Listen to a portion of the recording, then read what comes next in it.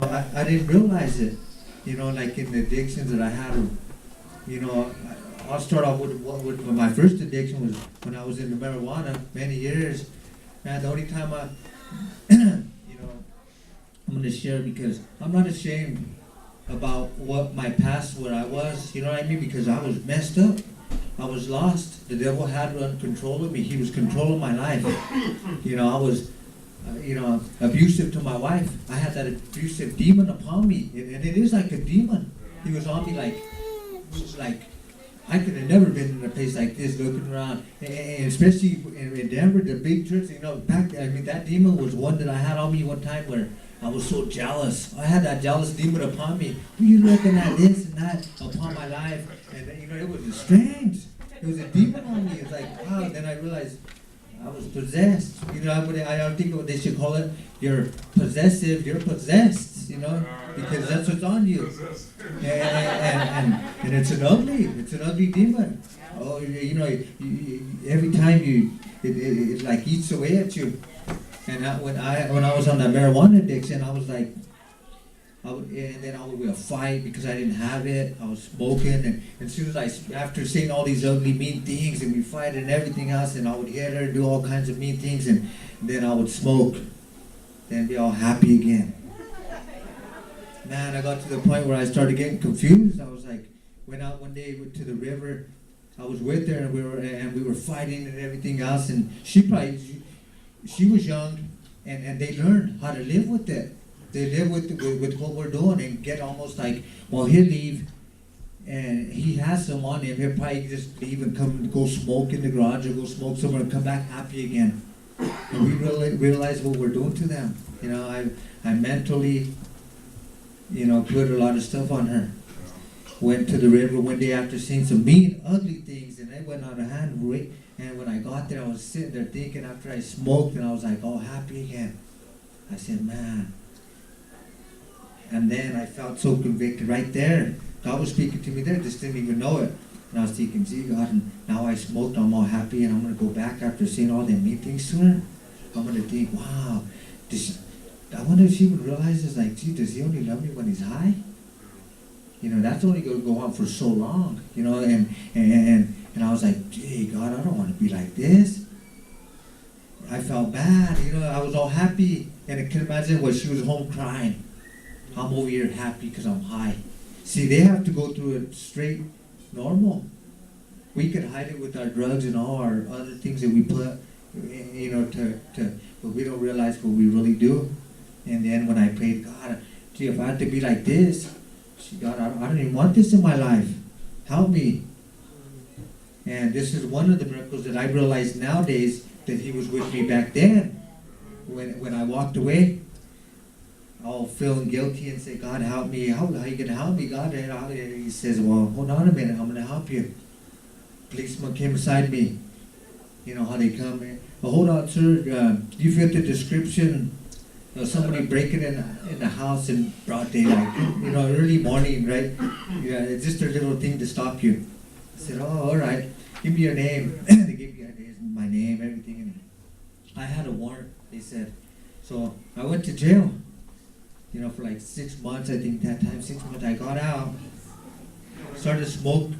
When I got out, I was just thinking, and first thing I was even thinking about it, I'm gonna come home, there's probably one waiting for me, and that's all that I thought about. But I got into the God thing in the church, in jail, I read the word to comfort me while I'm in jail, I'm all messed up, thinking these thoughts about, still ugly thoughts in the world about, your wife being out there, and you're in here, and the devil starts playing games, and all that. But anyways, when I got out, I tried to smoke, and man, I started throwing up everywhere, sick. And I said, oh man, I'll try it again. I tried it again that night, waited until maybe later that night, smoked, and got even sicker. I was throwing up everywhere. But I didn't realize, like today, and after that, I just couldn't do it no more. That was 20 years ago. That was just one of my first addictions, but I didn't realize, hey, I remember now, I cried out that day at the river, and then I walked and I got arrested, went to jail, came out, the addiction was no more there. we might not like the way God does things, but He did it. And I realized, hey, I did ask. But He says, hey, I'm going to have to put you over here because I know you're going to be a hard one, so we put you over here. And we think that, hey, why do we got to go through all that, And many, many years, I went through coke addiction, crack addiction. Finally, I came into the last one is where, with the pills, I shared a little bit about the pills, how we think we have it, because you don't really want to be out there, because, you got to come back home and the wife's always at you, she was always at me, and we always think, man, why do you like that? And we blame them. They only do it for our own good, but we don't realize that. But I found the pill addiction when I had my back surgery, and it was an addiction where I could do it at home, 7 years of pills, That's why I kind of talk like this, my teeth are jacked up, but I tell the devil, you can have my teeth, I'm going to get some new ones next week, my kids, And my kids even realize after they say, Dad, you're not the same person no more. You're over here talking every day about what God's done for your life, and we've seen it.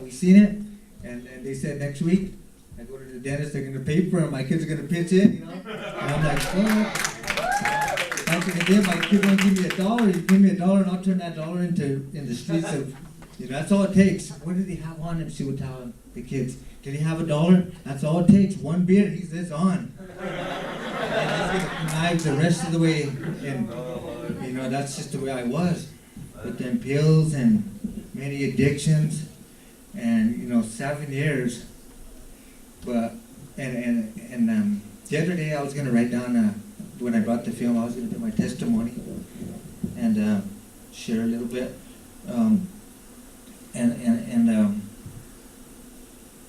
I'm so glad that how it happened. I was just sharing with these Jehovah's Witnesses that came up the alley the other day.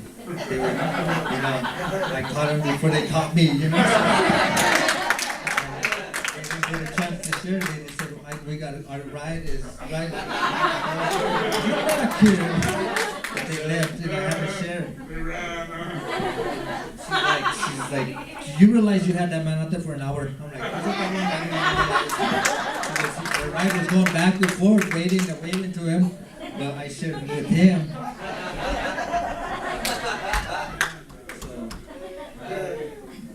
But when God is speaking to us, we got to listen.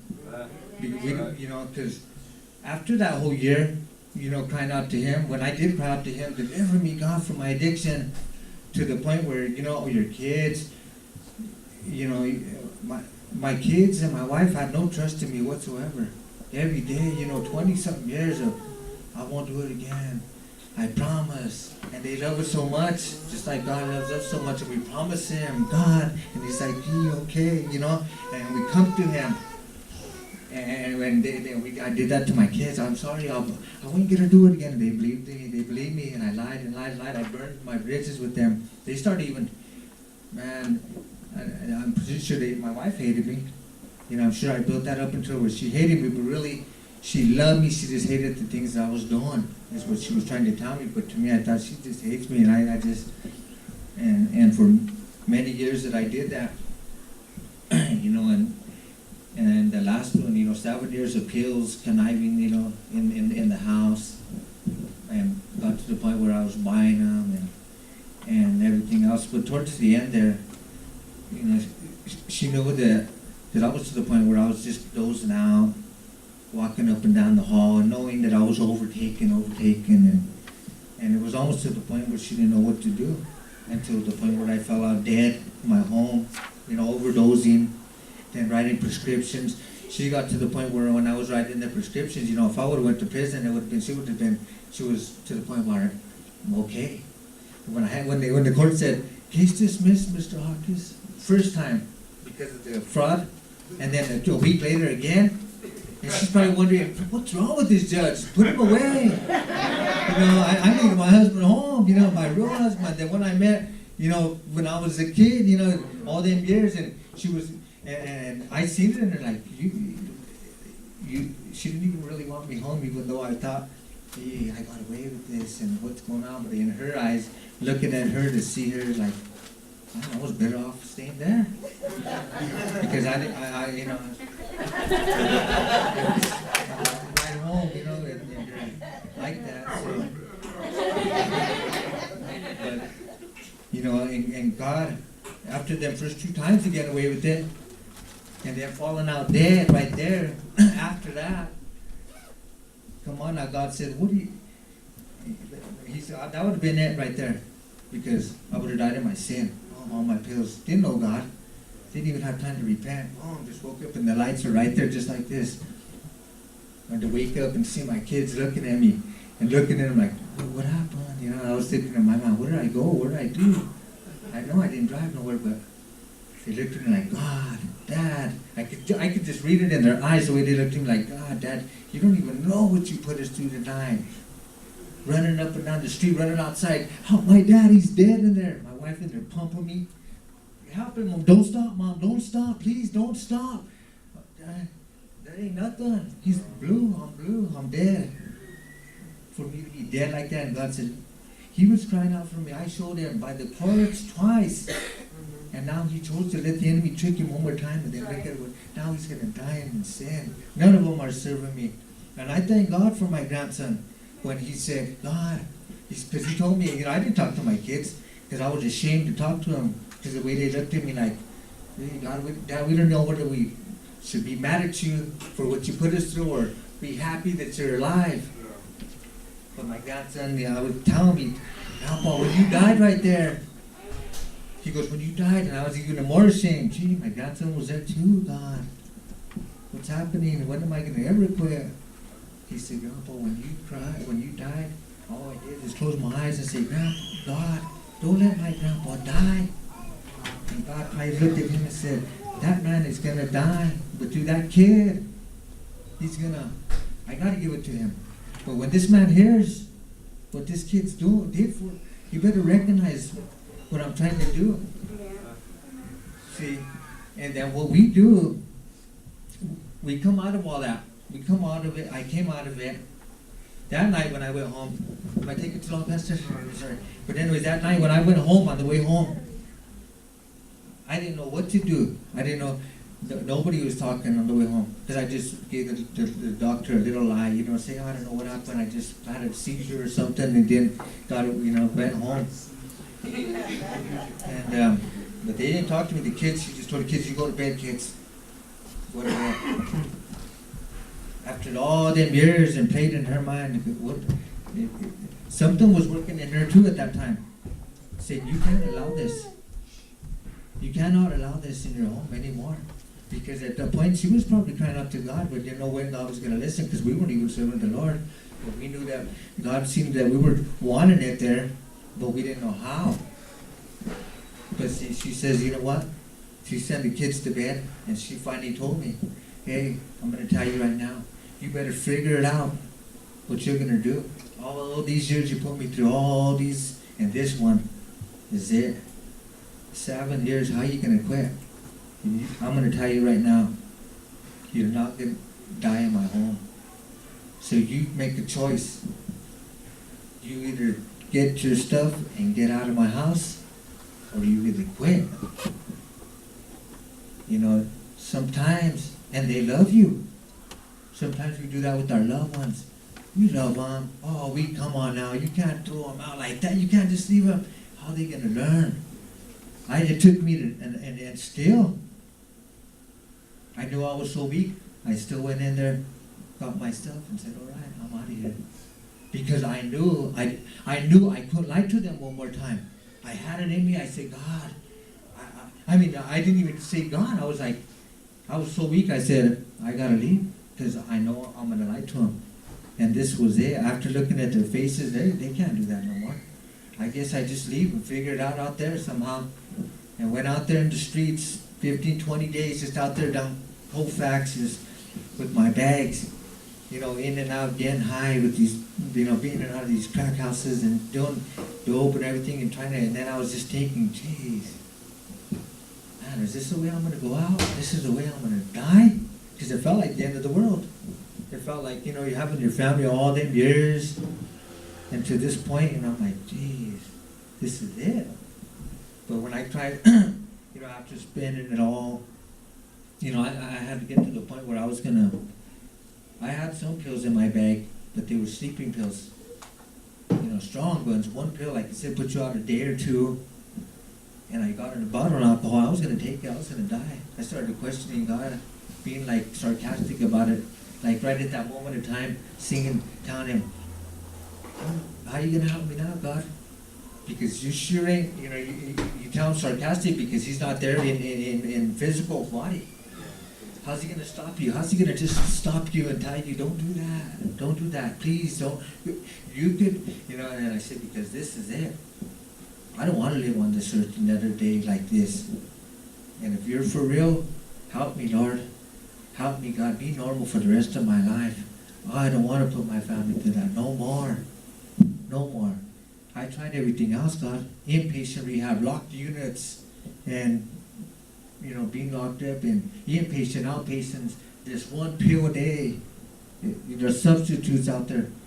Nothing helped, nothing. But when I passed out that day, I was already kind of drunk. I just passed out, woke up cold. The pills were already all smushed with the alcohol right there.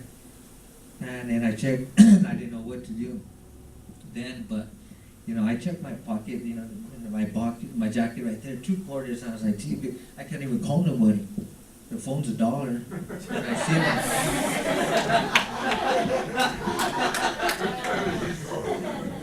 Anyways, I kept looking at that phone, though it was a distance. I did go look at it, and I happened to just walk up to it.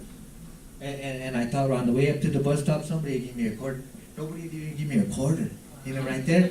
And then so I just stopped asking. But I standing by the phone and I looked and it did say 3 minutes for 50 cents. And I'm like, 3 minutes for 50 cents? I put it in and all I wanted to do is just tell Monica where I was, my daughter. Just because it's been so long. And all she said was, Dad, don't even say nothing no more. Just tell me where you're at, okay, please. So I told her where I was, waited there a few minutes. She came and got me. But I had cried out to God that night to anything. But I told her, I need to go home and talk to everybody, all the kids, everybody. We sat there like in intervention, but I was the one doing the intervention to myself. And they were there just listening. And I was like, you know, I had an intervention for myself, but it worked, you know, because I cried out to them and I told them. But I didn't tell them that I cried out to God. I didn't want to be nothing. I didn't want to tell them nothing like that. But I told them, please. But I guess they seen in my eyes come. I know I lied to you guys many times. Man, this is it. If I do anything one more time, I'll just walk out of this family for good. On my own. You don't have to tell me nothing because I know. And so they said, yeah, come home. I didn't even, and I went, and the next day, I woke up early in the morning and I was thinking, what did I just do? You know, but I was thinking, no more, I didn't have no more withdrawals. And usually I used to get withdrawals for a month. Sick, thrown up and shaking and had to lay in bed at least a week easy. At least 10 days just straight in bed. Not even getting up just to the restroom, get some water, boom. You know, and yeah, 30 pills a day. 10 just to drink with my coffee and be normal. Just to be normal. I feel coming on again around noon again, take 10 more. And then at night, same way. But and I wasn't sick, but I would go outside and cook or do something, be by myself. You know, I had to be by myself, and they were like, "Where is that? He's outside doing something. He's taking something apart." And I started doing things because I was wondering, when is this going to hit me? When am I going to get sick? You know, because I was sweating out there taking things apart. Then I went and did the garage. Then I fixed the car. The next day, it went on like a week. Then on and on. I stood like quiet about it, and they knew that, but I didn't share that. You know, because it went on like that a whole year without nothing. But something was still missing there. I didn't know whether, I knew I got delivered, but I knew I couldn't go back into nothing else because I already said what I was going to say, but I didn't feel right. But and I wanted answers of why wasn't